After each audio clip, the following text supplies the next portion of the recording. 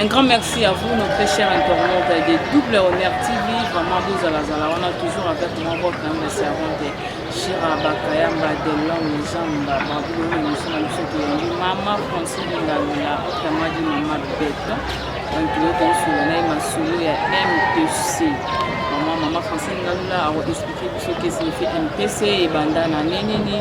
Comment vous allez à la plateau. Bonjour, maman. Bonjour, comment vous allez? Bonjour, bon week-end à toi. Merci pareillement. Je fais une minute pour ma émission. La fin de la réunion, vous allez pour ça l'émission MTC, vous allez parti politique, vous allez aller à IDPS. MTC, ça signifie quoi MTC?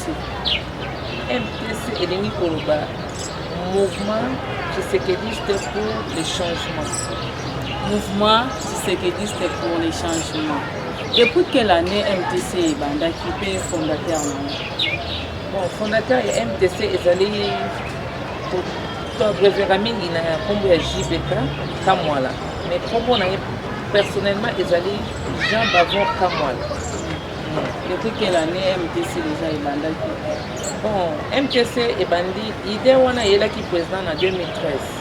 Idée wana yela qui a pour ça la mouvement sécurité pour le changement. En 2015, il y a quelqu'un qui comme le président Félix Antoine Tshisekedi Fachi Béton pour la Sololana et sur MTC. Des sites de création MTC pendant qui ont et pour ampleur. Donc et pour moi en 2018. En 2018, il y a un bandi Siko Makasi, il y a MTC avant l'élection, il y a 2019. Des MTC et mon qui n'a pas de terrain. Et puis, il y a l'État. Donc, tous les documents, ils ont complet. Oh, arrêtez, oh, l'Union César. Les documents sont allés au grand complet. L'Union César. Est-ce que dans l'élection en 2018, vous avez été un candidat? Oui, oui. L'élection en 2018, vous avez été un candidat, mais dans la députation nationale. Mais change de souverain qui était, il y a un parlement. Mais le candidat a dit que le candidat dans l'élection. Maman, merci beaucoup, maman Francine Ngalula, maman Béton, vraiment le tour de la casse. MTC, maman Francine Ngalula, MTC, et Banda na pays, et Banda qui est à Kinshasa, et bien en Europe. MTC est bandi en Europe. Bandi en Europe. MTC est allé au Canada. MTC est allé aux États-Unis. MTC est allé en Belgique. Est allé en Afrique du Sud. Donc MTC est presque partout dans le monde entier. Si on appelle le Congo, ils allaient presque dans la province Union. MTC au Congo. Nous avons par-ci par-là, le secrétaire général Azali, chargé des missions Bazali. Donc MTC est fan ici pendant Masolo. Est fan ici Masolo. Même dans la province déjà, on a Kinshasa, MTC. MTC est allé partout. Dans la province Union sur le Congo est allé. Dans Kinshasa est allé. Siège na biso kutu est allé sur Matongé. C'est comme ça la réunion la biso. Dans Matongé na India 65A. Union Sazali na posa koya na MTC. Aya pour vivre biloko ya moto, biloko ya solo, parti politique o efandi na solo. Est allé na MTC. Tozali na India na Matongé, commune ya Kalamu. India 65A, la commune à Kalam. Merci beaucoup, maman Béton. Le lot de monde va partir et faut moi tellement ébélé. Baimbo capé, bazomi tunisama. Ce qui va possible, on va benga bango de game mouvement bakei. Babandi mo côté ba contribution na bango ya pas si mbonga ko ko somba moi lipa na ana Kinshasa mais donc comme na fait makambango. Et comme il va comme non oh il faut ça la oh il faut ça est-ce que tu as MTC mais quand on peut expliquer bah imbo kaba au bazon là on y a ça bazali pour la MTC na ebisi no ke fandi si masolo MTC ezali te que pour le président Félix Tshisekedi Tshilombo a porté le na pouvoir dès que MTC est botami non le ko la parti politique mususu yaka eleka et fandi ça pe masolo te mais MTC a fandi si masolo parce que y a bandi masolo avant Félix que Tshilombo apporte à la fonction. Avant apporte à la fonction. Et ça, donc ils allaient masolo à Kala, ils allaient loter. Oh, nous ça allait na posa ya kulia na MTC na ebisi nous soyez les bienvenus. Beaucoup ya mama malamu.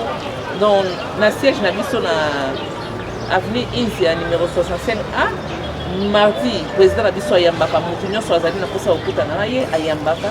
Vendredi pe ayambaka mutu nyonso soki ozali na besoin kokutana na président na biso na pesi bino ba jour ouvrable na mibale akoyamba bino azalaka na ye président moko simple accueillant et puis mutu afandisi mpenza masolo mutu ya kimia nga nabengaki homme de la paix. Vraiment, merci beaucoup, Bobby, président JBK, l'homme de la paix. Vraiment, nous sommes bien à Maman Béton, nous avons toujours parti de nous délivrer à la coupe président Fati Béton, Banini. Est-ce que Bino nous sommes à Bozan à l'IDP, c'est bien, Bozan à l'IDP, c'est bien, Bozan, nous sommes à partir de les premiers bandana non à l'IDP. Maman Béton, l'IDP, c'est le premier sur la MTC. IDPS azali maison mère. IDPS aza maison mère na biso. Wana ezali papa na biso Etienne Tshisekedi pe à son nom. Yende mokolo fondateur ya IDPS. Biso tozali MTC ezali allié avec IDPS. Tozali kaka bana ya IDPS. Toke mosika na mote. Tozali bana ya IDPS. Donc, nous avons dit que le MTC est au bois qui s'est dépesté, au bois qui s'est dépesté, à la carte IDPS, parce que le monde a un combat qui est au bout de la micro sur la carte IDPS. Vraiment, donc, nous avons la carte IDPS. Pour qu'on se lève, c'est que nous avons la carte. MTC, pour ben là-bas, na IDPS, ben de. Bon, on pose à qui na IDPS, maman. Nazala qui te mène à Zaka. Oza na IDPS, na carte na IDPS. Oza na MTC pour Oza maman. Oui, Nazala maman MTC. Ya ose la des trophées. Non, des trophées na ndenge ni. Donc MTC zali neti sous. Hein? Donc yazali IDPS azali maison mère. Donc il y a ça. Donc au moins une chose na compte na banque. La repère yo carte principale na sous carte. Biso zane ti sous carte ya IDPS. Donc what ici IDPS, dans la carte IDPS. Comment maintenant expliquer du son nom parce que MTC de cette partie les c'est la partie pardon MTC zali mouvement qui s'équilibre pour les changements. Mouvement qui s'équilibre pour les changements. Changement nini obo memeli biso na MTC. Donc qui place wana na nina télé wana quel changement au tozozela na MTC. Changement liboso ezali état de droit. Na banzi boso mona ndenge état de droit ezokende na mboka. Puis MTC pe aza na idéologie wana ya état de droit na kati ya mboka. Toza na MTC azali na kati ya préparer vie sociale ya peuple. Azo préparer pour na mutemi. Azo préparer déjà parce que tozo soutenir déjà vision chef de l'État. Toza dans la carte déjà. Nous avons préparé déjà la base pour la gratuité de l'enseignement Zali au président dans chaque année. Vraiment, son excellence Tony Mwaba, vraiment Moussala Malam Mozali pour ça la félicitation parmi les Warions sur le Bazali dans le gouvernement. Vraiment la félicitation au Makas. Gratuité de l'enseignement ça marche. Bientôt là, aux hommes on a soins médicaux et que ça déjà na kati ya mboka bana ba mboka ba ko bénéficier déjà soins médicaux na base lobi na zala quelque part na ba yoka na base to yoka kite bazo belle la question médicaux gratuite ezo banda bazo benga 1000 personnes on les a qui na compte ça honorable Jean-Marie Nicolas. Oui Jean-Marie Nicolas ça s'appelle mwana moko ya kati ya mboka na biso na lobby yango parce que au moins eza déjà na nzela ya kozala déjà na kati ya gratuité ya soins médicaux. MTCP azali na programme wana nyonso ya kotia ba gratuité ya soins médicaux déjà donc toza dans les bons vraiment toza bunda surtout pour la vie sociale ya mboka toza accompagner chef de l'état na biso na vision na ye ndi yango moni MTC eza na pona ko accompagner vision chef de l'état ba action ya chef de l'état ba action palpable concrète ya chef de l'état. Maman, merci beaucoup, maman Francine Ngabila, maman Béton. De l'autre côté, c'est la vie sociale. Pour que les Congolais souffrent de la misère, maman, on dit, on a ça sur qui n'a pas de maman, ou il y a des difficultés, nous avons un marché. Bon, difficulté, parce que au moins, il est là, on a compris sa faute, c'est un opérateur économique.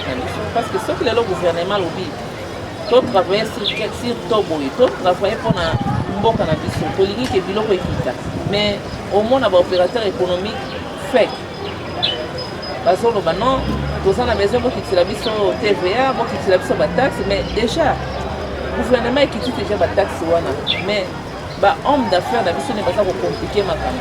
mais mpo na ngai nalingaki kaka napesa conseil epa ya président na biso JB kaka mwala yo moto okutana na chef de l'état ezali question ke gouvernement ye moko soki baopérateur économique baza capable te ya kotravaille na gouvernement amettre en place baaction na ye afinance acrée bacantine na ye esika ke ye moko akobanda oya na biloko atie na mboka ekiti na talo soki baopérateur économique baa d'accord te na gouvernement na biso gouvernement yango moko ekoki kosala baaction na o conseil nga na koki kopesa yango wana.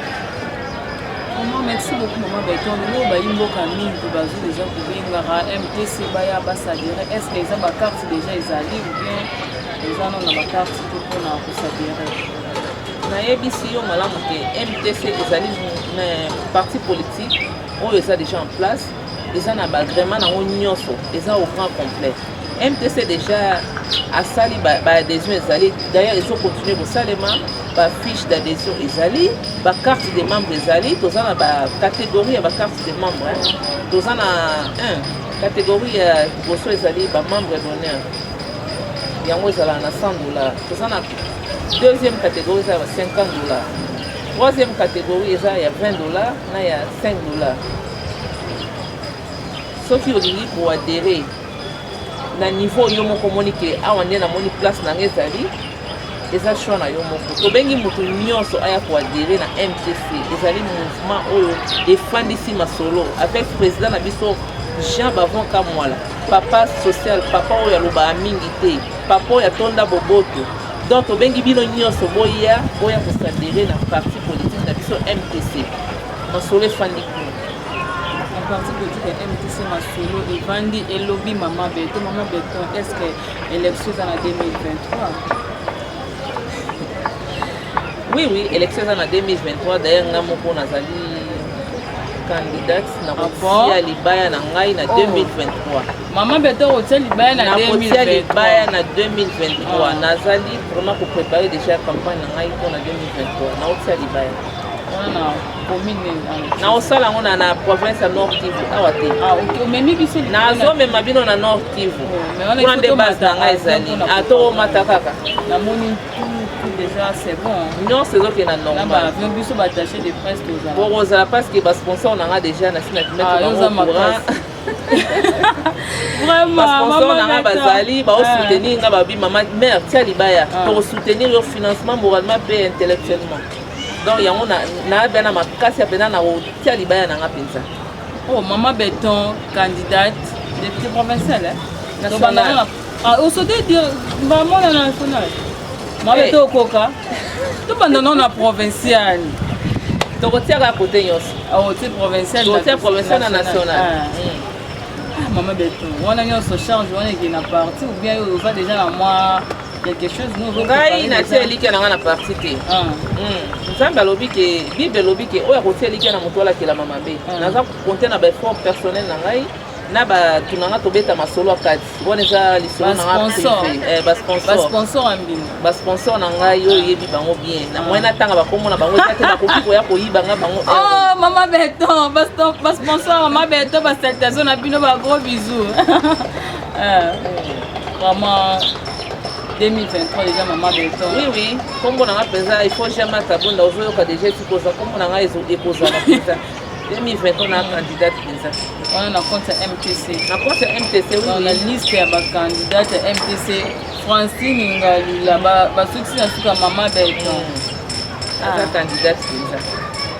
Donc base déjà pour là c'est bon. Oh base déjà ero masole c'est fandi na Nord Kivu masole zo fanda déjà.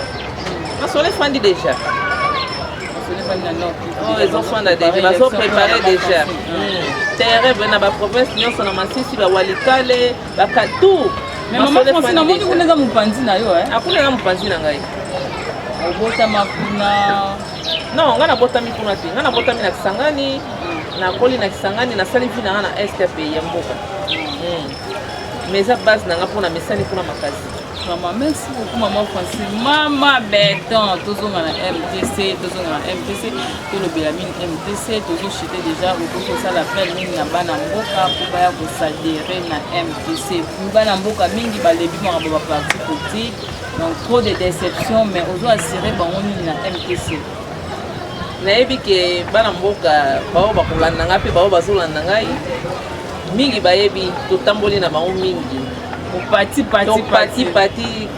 bandaki poto tozongi koto moyen atanga bakombo wana eza te mpe kopesa polémique mpo nalingi polémique te na ngonga oyo yo komwa boya no touti place te tomonai clair te toye place mosusu tomoni clair te kosakosaka ya biso place mosusu badocument kutu ezalaka nango te document kutu ezalaka nango te yango omoni biso tofandisi masolo na MTC parce que tomoni réalité eza kuna tomoni bosolo eza kuna mpenza oyo sango lobaka bosolo na politike efandi na MTC yango nakoyebisa bana mboka nyonso oyo nyonso azali na posa ya kosadere ya koya koyoka masolo ya bien MTC ezali kozela bino maboko polele tozali koyamba bino toyebisi bino soyez les bienvenus na kati ya MTC. Vraiment merci beaucoup bayimboka boya bokota tosangana mpona ekolo na biso to soutenir président na biso président de la République Papa Faci Beton mobali mbinga donc ozomona kaka ndenge kongo ezokende ekoma okipe bataille so boza na président na bino ya mbinga makambo mpe ezozala mpe surtout des pères et des mères. Vraiment, surtout des pères et des mères, vraiment.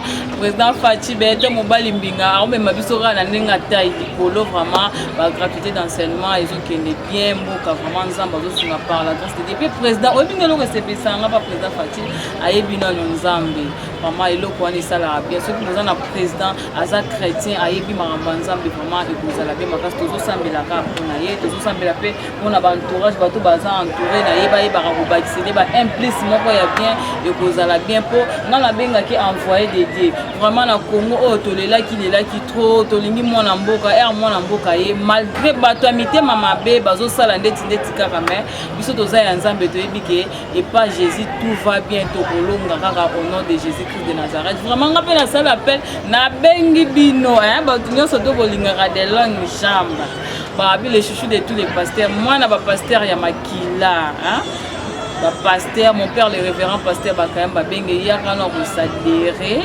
l'homme de la paix yako dans na MTC mon père le révérend pasteur Bakayamba Benge pourquoi pas ma maman chérie maman Komba Sophie Lilanga babi moi ça Mousswahili maman yaka kosadere maboya peut-être pour raisonner MTC bandaki kaka président de la République a commis président non ya on batie MTC bandi non et bandaki déjà kala papa na biso JBK azaki déjà na vision. Donc vision zaki pour vision zaki ça était lelo 2018 2019 non vision zaki déjà yango basalaki mouvement vraiment boya ebele numéro ya mama beta ko pesa numéro na ye yanga mo pe de longue jambe chira bakayamba numéro na nga eza wana déjà na C1 vraiment boya ebele tokota tosadere na MTC bokozala desite babi 2023 yaka na idée na yo na idée na yo na idée no tosangisi na bomoko na bonzambe boka Congo ekotomba mama Beton numéro de téléphone na téléphone ezali plus 243 85 92 18 258 na ngai na loba muke ngai na kumisa nzambe mingi komona apesa biso président oyo azali chrétien toyebi mama toyebi papa na ye président oyo afandisi masolo na mboko ya Congo azali se moko président Félix Antoine Tshisekedi vraiment ezali donc outé par nzambe ce n'est pas n'importe qui na mokati ya mboka azali papa moko atoleraka makasi papa moko alingi peuple na ye makasi mpona nini tolinga moto ya ndenge wana te papa social onga nabengaki papa social l'homme du peuple vraiment napesi merci mingi komona nzambe apesaki biso mpenza elombe mobali mbinga lokola papa na biso papa Beton vraiment nzambe apambola ye mpenza na mosala aza kosala na motema monene aza nango mpona mboka oyo. Maman, merci beaucoup boya kosadere na MTC bokozala desite boya bokota bosadere merci beaucoup bye à la prochaine.